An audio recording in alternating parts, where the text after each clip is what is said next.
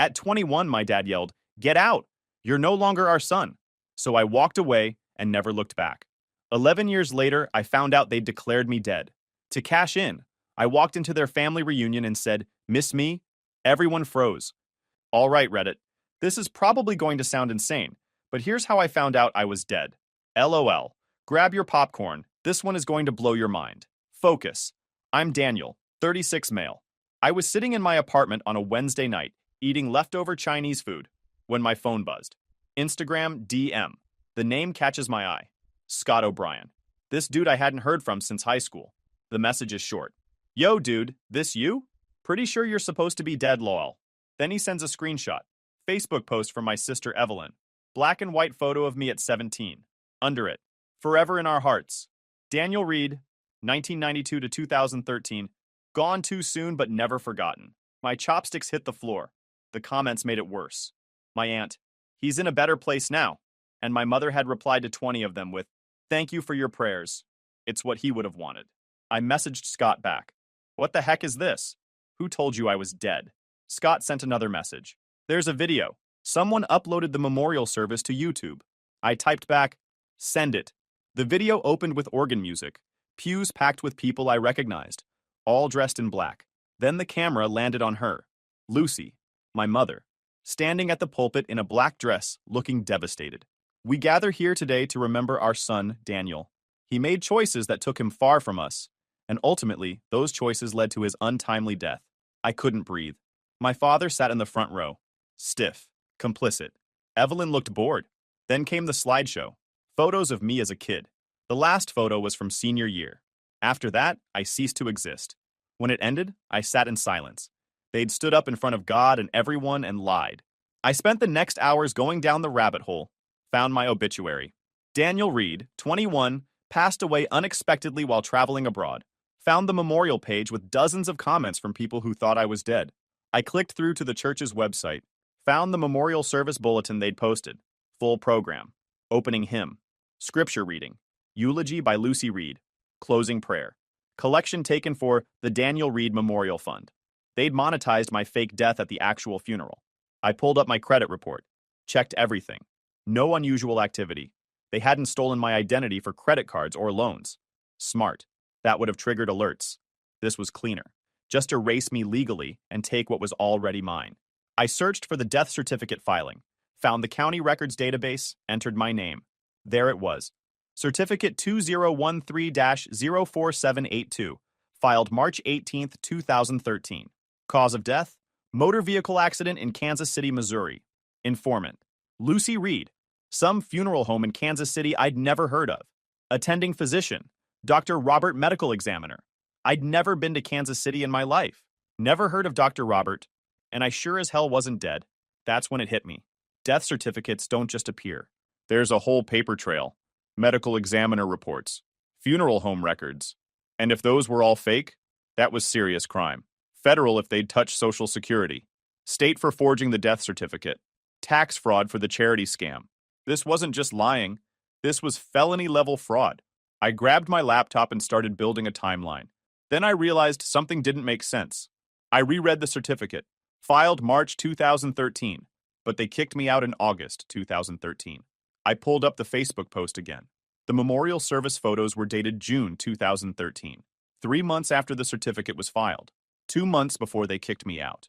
My mother had filed my death certificate while I was still living in their house, while I was eating at their table, while I was working at my dad's firm, while I was very much alive and breathing. She'd planned this, the whole thing. File the paperwork early through some scam funeral home or corrupt funeral director willing to look the other way for cash. Wait a few months for the certificate to process through the system. Then manufacture a reason to kick me out. Make it look like I left angry and cut contact. Then hold the funeral. Collect the sympathy. And eventually, collect the money. That cold, calculated, psychotic witch. Now, I know you're barely understanding a thing, so let me take you back to that day. It was August 2013. I'd just turned 21, working at my dad's commercial real estate firm. He'd been grooming me to take over since I was 12. Raymond Reed and Son, future dynasty, all that nonsense. But I didn't want it. I wanted to write, maybe teach. Anything but schmoozing with developers. One night in late August, I came home around midnight. The whole family was waiting. Intervention style. Mom, Dad, Evelyn, and Tom, my dad's business partner. My mother spoke first. We need to talk about your choices. About Brooke.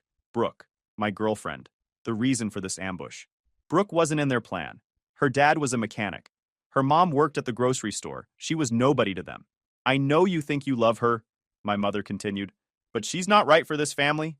She's holding you back. From what? From becoming another jerk like Dad? My father's face went red. Watch your mouth. Or what? You'll disown me? I laughed. Oh, wait, Tom spoke up. Your father is planning to retire in 5 years. He can't do that if you're distracted by some girl who doesn't understand this world. Some girl? Her name's Brooke, and she understands the world better than any of you. She worked her way through college, didn't have daddy's money to coast on. Evelyn chimed in. She's a gold digger, Danny. Wake up. Gold digger? She doesn't even know how much money we have. I've never told her. Because unlike you, sister, I don't define myself by dad's bank account. That's enough, my dad's voice boomed. You have a choice. The business, your family, your future. Or her. I looked at all of them. My mother with her fake concern. My father with his ultimatum. Tom looking uncomfortable but staying silent. Evelyn smirked. I choose Brooke. Silence.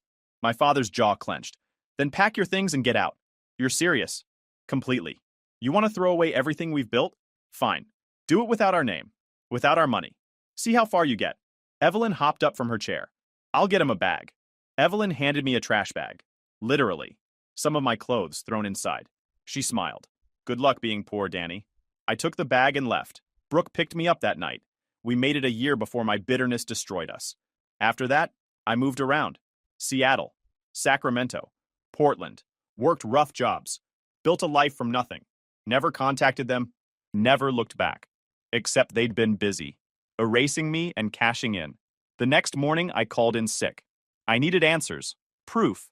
I started digging. My mother's Facebook was locked, but Evelyn's wasn't. She loved attention. I scrolled back and found a whole memorial album from 2013. Photos of the service. Flowers. Condolence cards. One photo made my blood boil. Evelyn and my mother in black dresses. Caption, celebrating Daniel's life today. Gone but never forgotten. I found the obituary. Daniel Reed, 21, died while traveling abroad. Vague enough that nobody would ask questions. If they'd declared me legally dead, there'd be documents. Death certificates, medical examiner reports, probate filings. And if those were fraudulent, that was a serious crime. I needed help. I called Chris Lopez, my old roommate from Seattle. He'd become a lawyer in Portland, criminal defense, but he knew people in the prosecutor's office. We met for lunch. I showed him everything. He let out a low whistle. Daniel, this is fraud. Serious fraud. Multiple felonies. How do I prove it? We get every document. Death certificate. You already have that. Probate records if there was an estate. Financial records to show money changing hands. Medical examiner reports. Funeral home records. He looked at me seriously. This will get ugly. Nuclear level ugly. You ready? They buried me alive. Yeah, I'm ready. Over 3 weeks, we built a case. Filed records requests with the county clerk, probate court, the whole system. Got copies of everything related to my death. Probate records came back first. My grandfather died in 2015. Left $75,000 to each grandchild. When his estate went through probate in Kansas, guess what? My share got redistributed because I was dead. $35,000 to Evelyn. $40,000 into the Daniel Reed Memorial Scholarship Fund. A legit registered nonprofit. Tax ID and everything. A scholarship fund. In my name. For kids going into commercial real estate. Chris dug into the tax filings. Nonprofits have to file publicly so anyone can see them. 3 scholarships in 9 years. Total given out, $8,000.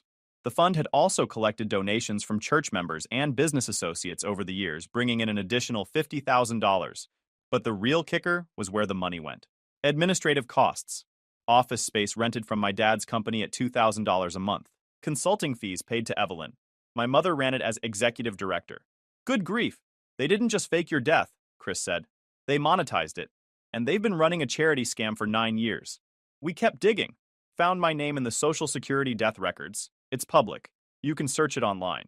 Daniel Thomas Reed. Dead March 15th, 2013. My mother had filed for survivor benefits.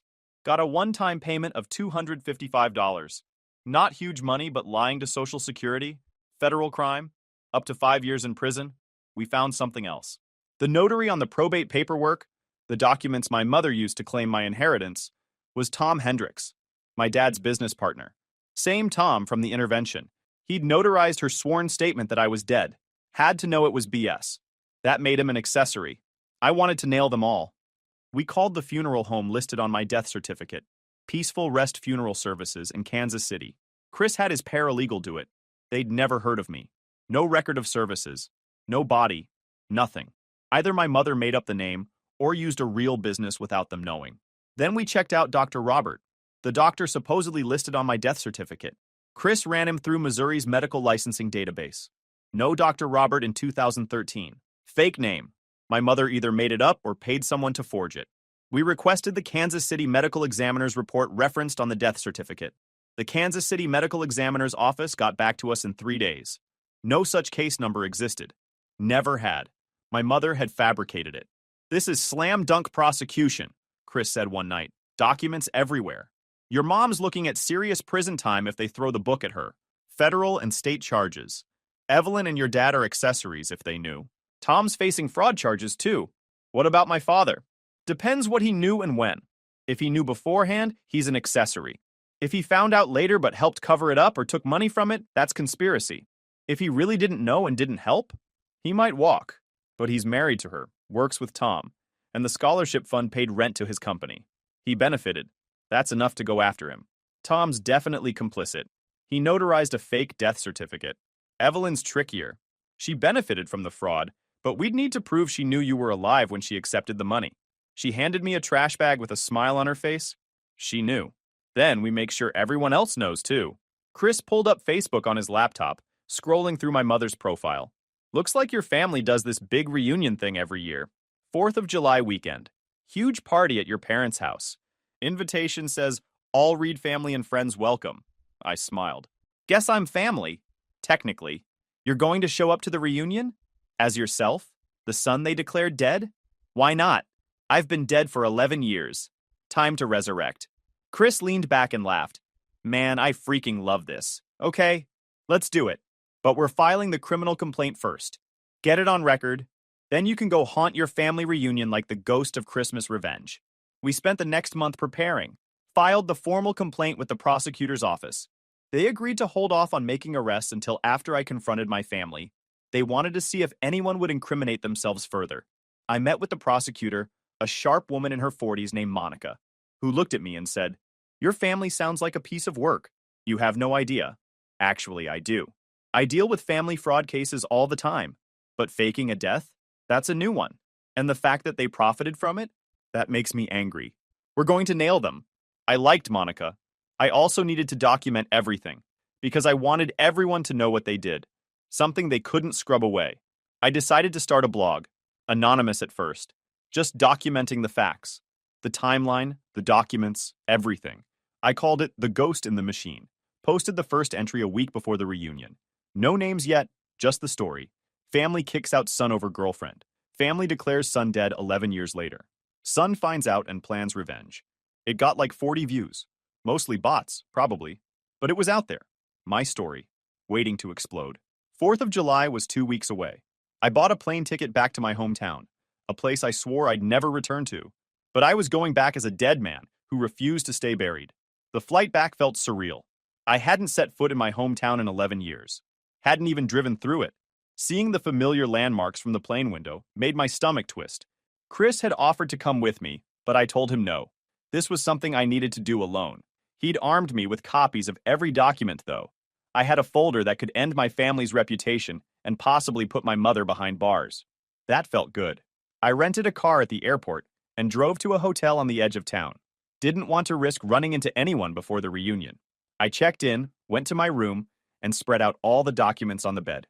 3 copies of everything. Death certificate, probate records, tax returns, bank statements, social security forms, the criminal complaint. I took photos of each document with my phone, uploaded them to 3 different cloud services, emailed copies to myself and Chris. If something happened, the evidence would still exist. My phone buzzed. Text from Chris. You good? Yeah. Going to their house tomorrow. Family reunion is at 2 p.m. Call me after. I want to hear everything. You'll probably read about it in the arrest reports. Even better, I spent that night going over my strategy. I'd show up an hour into the party when everyone was there and settled in. Couldn't sleep. Kept thinking about walking through that door, seeing their faces, watching them realize their perfect lie had come back to destroy them. The morning of the 4th, I woke up with this weird calm, like all the anger and hurt from the past 11 years had crystallized into something cold and sharp. I was ready. I got dressed. Jeans, button-up shirt, grabbed the folder of documents, took one last look in the mirror. Let's go haunt some people, I said. The drive to my parents' house took 15 minutes. I knew the route by heart even after all these years. Past the high school, past the park where I used to skateboard, past Brooke's old street. I wondered if she still lived there. Probably not. She was probably long gone. Living a good life somewhere? I hoped so. My parents' house looked exactly the same. Big colonial, perfectly manicured lawn, American flag out front for the holiday. Cars lined the street. I could hear music and laughter from the backyard. The party was in full swing. I parked a block away and sat there for a moment. This was it. Once I walked through that door, everything would change. For me, for them, for everyone at that party. Good. I got out of the car, grabbed my folder, and walked up the driveway. The front door was unlocked. I opened it and stepped inside. The house smelled the same. That specific combination of my mother's candles and wood polish. It hit me like a punch to the chest. Memories flooding back. Birthdays. Holidays. The night they kicked me out. I walked through the foyer toward the back of the house where I could hear voices. The living room was empty. Everyone was outside. I stopped at the sliding glass door and looked out at the party. 50, maybe 60 people. Family, friends, business associates. All mingling on the deck and lawn. There was my dad, holding court with some of his real estate buddies. My mother, moving through the crowd like a social butterfly. And Evelyn, standing with who I assumed was her husband, looking expensive and bored. I slid open the door and stepped out onto the deck. For a few seconds, nobody noticed. Then someone did. A cousin I barely remembered. She looked at me, looked away, then did a double take. Her mouth fell open. The conversation around her stopped. People started turning, staring. The silence spread like a wave through the party until everyone was looking at me. My mother saw me. The glass in her hand slipped, shattering on the deck. "Hey, Mom," I said, loud enough for everyone to hear. "Miss me?" Nobody moved. Nobody spoke. My father was the first to find his voice. "Daniel?" In the flesh. I walked down the deck steps. People scrambled out of my way. Funny thing, I was scrolling Instagram last week and found out I died 11 years ago. Car accident, apparently. Except I definitely remember being alive. My mother had gone white. "Daniel, I can explain." "Can you?" I pulled out my folder and removed the first document. Death certificate. Lucy Ann Reed, informant. Says I died in a car accident in Kansas City, Missouri. Case number KC-ME-2013-0847. I looked around at everyone. I called Kansas City PD. That case number doesn't exist. Never did. I walked through the crowd, holding it up. Certificate was notarized by Tom Hendricks 3 days before filing. Whole thing's a forgery. Jesus Christ, someone muttered. Everyone was glancing at each other, speechless. I pulled out the second document. Probate court filing. Grandpa Walter died in 2015. Left $75,000 to each grandchild. Except I'm listed as dead, so my share got split up. $35,000 to Evelyn. $40,000 to the Daniel Reed Memorial Scholarship Fund, a nonprofit Mom set up in my name. Evelyn's face had gone red. "Daniel, you need to leave." Not done. I held up the third document. Charity tax returns. 9 years of this fund. 3 scholarships given out. $8,000 total. But the fund claimed over $85,000 in expenses across all the donations they collected. Paid to Cross Family Consulting. That's Mom's company. You skimmed over 90% of a charity you made in my name. I pulled out one final page. Criminal complaint. Filed last week. Fraud charges. Theft. Falsifying documents. Prosecutors already moving forward. The crowd erupted. People shouting questions at my parents. Others pulling out their phones, recording. My grandmother was crying, asking my mother how she could do this. An uncle I barely remembered was yelling about being lied to for years. One of my dad's business partners stormed off, throwing his bottle in the trash hard enough that it made a loud bang. My mother sank into a chair, head in her hands. Evelyn was screaming at me, calling me vindictive, telling me I was destroying the family. My father just stood there, frozen, watching his perfect life collapse in real time. I walked up to him. You told me to get out 11 years ago. Well, I made it. Without you. Without your money. I stepped back. Now you get to see what happens when everyone knows the truth. Someone in the crowd yelled, "You faked your own son's death? For money?" Another voice, "Lucy, how could you?" My mother looked up, mascara running. "You don't understand? We understand perfectly," my grandmother said, her voice shaking. "You're a liar and a thief." I turned and walked toward the house. My mother's voice cut through the noise. "Daniel, please." I stopped, looked back. "You declared me dead. You cashed in. I'm just making sure everyone knows who you really are." I walked through the house and out the front door, got in my rental car, and left. Behind me, I could still hear the chaos. People yelling, accusations flying, the perfect 4th of July party imploding. I called Chris. "It's done." "How'd it go?" "Like a nuclear bomb." "Perfect." The aftermath was faster and more brutal than I expected. I stayed at the hotel that night, and by morning, my phone was exploding. Texts from distant relatives, Facebook messages from old acquaintances. Everyone wanted the story, the gossip, their piece of the drama. I ignored most of it. Spent the morning updating my blog. Posted the full story with one caveat. No names yet. Called them mother, father, sister. The people who knew would know. But I also updated my social media. Changed my Facebook to public. Added a profile picture of me, very much alive, with the caption, "Reports of my death have been greatly exaggerated." The blog post went semi-viral. Thousands of views. People were sharing it. Chris called around noon. "Dude, prosecutor's office is moving forward. Your mom's arraignment is next week, and Evelyn's husband is filing for divorce. Didn't know about the fraud. Feels betrayed." I laughed. "Good. There's more. Your dad's business partners are bailing, putting out statements. Your mom got removed from the church board. Someone leaked it to local news. It's airing tonight." That evening, I watched from my hotel. Lead story. Local woman accused of faking son's death for financial gain. The prosecutor, Monica, was interviewed. Professional, but determined. "This is one of the most egregious fraud cases I've seen. Mrs. Reed not only falsified government documents, she profited from it. We're pursuing maximum penalties." My mother was shown leaving her house, surrounded by reporters, looking destroyed. She said nothing, just got in her car and left. I felt nothing. The story spread. Podcast hosts wanted interviews. I ignored most of it. 1 week later, Brooke messaged me. My ex. The reason they'd kicked me out. "Hey, saw the news. Holy heck. Are you okay?" We messaged for an hour, caught up. Normal conversation. A reminder that not everything from my past was toxic. Before signing off, she wrote, "I'm proud of you. For surviving. For fighting back. For not letting them win." That hit different. Made my throat tight. Because I'd spent years thinking I was the problem. But I wasn't. They were. The legal case moved forward. My mother tried to negotiate a plea deal, but the prosecutor wasn't having it. They wanted this to go to trial, to be a warning to anyone else who thought they could commit fraud and get away with it. But the real punishment wasn't going to be legal. It was social. My mother couldn't show her face in town without people whispering. My father lost 3 major business deals because his partners didn't want to be associated with the scandal. Tom Hendricks got hit with his own charges. Accessory to fraud. State Bar opened an investigation. He'd lose his notary license at minimum, maybe face charges. His wife filed for separation 3 days later. The church my parents had attended for 30 years asked them not to return. My mother's book club disbanded. My father's golf buddies stopped calling. The family was shattered.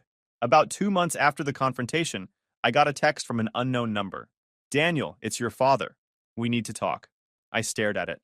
Part of me wanted to delete and block. Move on. But another part, the part that had wondered for 11 years if they'd ever acknowledge what they'd done, wanted to hear it. I texted back, "About what?" "Everything. Please. Just us. I owe you that." I thought about it. Talked to Chris, who said bad idea. Talked to my therapist, who said maybe closure, but be careful. In the end, I agreed. Neutral location. Coffee shop in the next town. Told Chris where I'd be, to call cops if I didn't check in within 2 hours. My father showed up looking terrible. Not the polished Raymond Reed I remembered. A broken man. Good. He sat across from me, ordered coffee he didn't touch. Just looked at me. "You look good," he finally said. "Yeah, well, being alive will do that." He winced. "Daniel, Why am I here, Dad?" "What do you want?" He took a breath. "I want to apologize. For everything. For all of it." I leaned back and laughed, bitter. "You want to apologize. Now. After 11 years. after declaring me dead, after stealing my inheritance. Now you're sorry. I know it's not enough. It's not even close. He looked at his hands. I didn't know she was going to file the death certificate. I swear, when you left, your mother was devastated. Not because she missed you, but because you'd embarrassed her, chosen someone outside the family, made her look bad. She said we should tell people you'd moved away. I agreed. I thought that was the end. But it wasn't. No. Few months later, she told me you'd died. Car accident overseas. I didn't believe her at first, but she showed me the death certificate. Said she'd gotten confirmation from the embassy. Quote. He trailed off. I wanted to believe it was real because it was easier than admitting we'd lost you. Well, so you went along with it. The funeral. The scholarship fund. Everything. I thought you were really dead, Daniel. I mourned you. I leaned forward. When did you find out the truth? Long silence. Then, last year. Saw a charge on our credit card. Payment to a PI firm in Seattle. When I asked her, she broke down. Said she'd been tracking you since 2014. Where you lived, where you worked. Had photos. She knew you were alive and kept the lie going for the money. Why didn't you tell anyone? My voice shook. Why didn't you report her? Because I'm a coward, he said simply. Coming clean meant losing everything. The business, our reputation, your mother. And I chose to protect those things instead of you. At least he was honest. Didn't make it better. Is that why you're here? To clear your conscience? I'm here because you deserved better. A family who supported you instead of erasing you. He looked at me with actual regret. I can't fix what I did, but I wanted you to know that I know I failed you. We sat in silence. The coffee shop buzzed around us. People living normal lives, unaware a dead man was having coffee with his father. Finally, I spoke. Where's Mom now? Out on bail. Trials in 3 months. Her lawyer thinks probation, community service, fine. No jail. But she's not well, Daniel. Breakdown. Won't leave the house. Won't talk to anyone. Evelyn won't speak to her. The church banned her. She lost everything. Good, I said coldly. She deserves it. He didn't argue. And Evelyn? Gone. Moved to Arizona. Her husband divorced her. Took their kid. She blames you for everything. Of course she does. Evelyn never takes responsibility for her own actions. My father reached across the table like he might take my hand, then thought better of it. I don't expect forgiveness. I don't expect anything from you. I just wanted you to hear me say it. I'm sorry. For all of it. You're my son, and I should have protected you. Should have chosen you over everything else. But I didn't, and I'll live with that for the rest of my life. I stood up. The conversation was over. I'm not your son. You made that clear 11 years ago, and you made it clearer when you let her bury me. Daniel, save it. You want to feel better about what you did? Go tell it to a therapist, or a priest, or whoever. But don't come to me. I'm not in the forgiveness business. I walked out of that coffee shop and didn't look back. My phone buzzed with a text from Chris as I got to my car. Everything's good? Yeah. Just needed to hear him admit he's a coward. Did he? In so many words. And more importantly, I needed to look him in the eye and feel nothing. Mission accomplished. I drove back to Portland the next day. Left that town behind for what I hoped was the last time. I'd said what I needed to say. Done what I needed to do. Now it was time to actually move on and stop looking back at the wreckage. The trial happened 3 months later. I didn't attend, but Chris kept me updated. My mother's lawyer cut a deal. She pled guilty to some misdemeanors, falsifying records, theft. Prosecutor dropped the big federal charges. Wire fraud's hard to prove, apparently. The deal: 18 months probation, 400 hours community service, $75,000 back to me, 12 grand in fines. No jail time. First offense, white-collar crime. Oregon's soft on this stuff. The real punishment was everyone knowing what she did. The scholarship fund was dissolved. The money was redistributed to actual scholarship programs. My name was removed from everything. Good. I didn't want to be associated with them anyway. Evelyn never reached out. Neither did my mother. My father sent one more text about 6 months after our coffee shop meeting. Just, I hope you're doing well. I didn't respond. But I moved on. Kept working. Got promoted. Got a better apartment. This time with an actual view of the city. Started dating someone new. A woman named Rachel, who I met at a friend's party. When she asked about my family, I told her the whole story. She listened without judgment and then said, "Dang, who needs enemies when you got a family like that?" I liked her immediately. My blog became a small platform for other people who'd been disowned or erased by their families. I got messages every day from people sharing their stories, asking for advice, and finding community. The story of my resurrection, faded from the news cycle eventually. New scandals. People forgot about my family and their fraud. But the internet doesn't forget. My blog posts were still out there. A permanent record of what they did. About a year after the trial, I ran into Scott at a coffee shop. The same guy who'd sent me that first Instagram message, the one that started this whole thing. We caught up, talked about life, laughed about how insane everything had been. Man, he said, halfway through his second coffee. I'm glad you're not dead. Yeah, me too. You ever think about forgiving them? Your family? No. What they did was unforgivable. They erased me, profited from erasing me. And they didn't feel bad about it until they got caught. He nodded. Fair enough. Then one evening, I got a message from an anonymous email address. No name. But I knew who it was. Daniel, I know you don't believe me. I know I don't deserve forgiveness. But I need you to know that I think about you every day. About what I destroyed. I don't expect you to respond. I just needed to say it. I'm sorry. Mother. I didn't respond. Didn't owe her anything. She'd made her choice 11 years ago. And I'd made mine. Life moved on. I didn't hear from any of them until 4 years later. My dad showed up again and dropped this bomb. The knock on the door came on a random Thursday evening. I was making dinner when the doorbell rang. Rachel was out with friends. I figured it was a delivery. I opened the door and found my father standing there. He looked way older. Broken. Son, he said quietly. I stood there, hand on the doorknob, debating whether to slam it in his face. What brings you here? Just 5 minutes. Please. I stepped outside, closing the door behind me. Wasn't going to invite him into my home. 5 minutes, I said. He took a breath, like he'd been practicing this. Your mother died. I paused. Wasn't expecting that. When? 3 weeks ago. Heart attack. She'd been sick. Wouldn't see doctors. He paused. I think she gave up after the trial. Daniel, she died grieving you. I don't know if that makes me an a-hole, but honestly, I did not care. And you're telling me this because? I asked. Because you're her son. I never was. And I don't care. He flinched, but didn't argue. The funeral is Friday. You don't have to come. I'm not asking you to. But I wanted to tell you in person. Is Evelyn coming? No. She didn't want anything to do with it. With me. With any of this.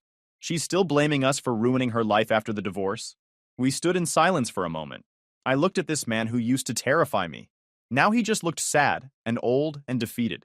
Anything else? I asked. Yeah, he said calmly. Then he reached into his jacket and pulled out an envelope.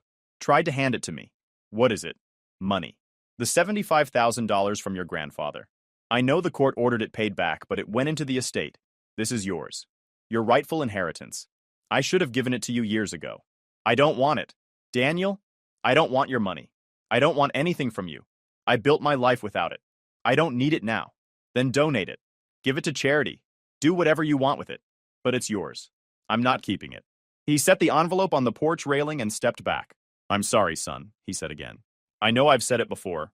I know it doesn't change anything. But I need you to know that I regret everything. I looked at him for a long moment. You didn't lose everything, I said quietly. You threw it away? You're right. She died thinking she was the victim. Thinking everyone was against her for no reason. She never actually understood what she did wrong. Did she? He looked down. No, she didn't. And you? Do you understand what you did wrong? He met my eyes. I'm a coward who destroyed his family to maintain an image. Yes, I understand. It was the most honest thing he'd ever said to me. Good, I said. Now live with it. I picked up the envelope from the railing. I'm going to donate this. That's good. That's a good thing to do. Your 5 minutes are up. He nodded, then walked to his car. I watched him drive away. Then I went back inside, threw the envelope on the counter, and went back to making dinner.